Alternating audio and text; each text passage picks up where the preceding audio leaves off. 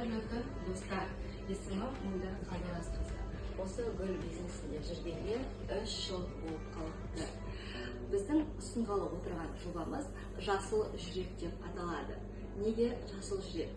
Бұл жасыл ортада, эко ортада мүмкіндіктері шектеулі жандар мен зейнеткер қариялармен бірге отырып жұмыс жасайтын аймақ болмақ. Яғни бұл жобамызға жалпы идея қайдан келді?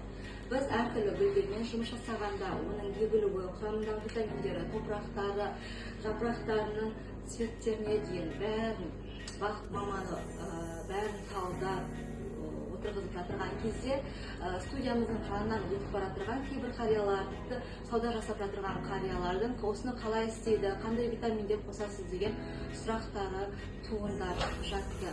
Бұл сұрақтарға жауап беру үшін уақыт біршама кететін болды.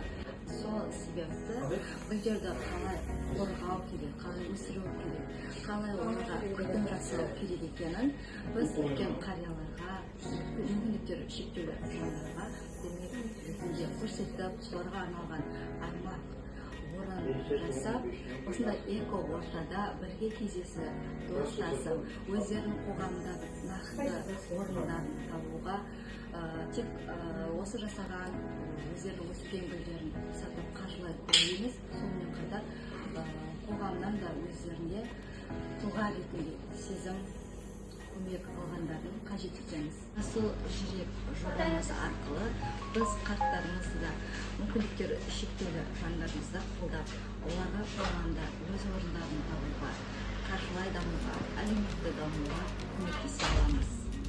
Эко ортада бірге кездесейік.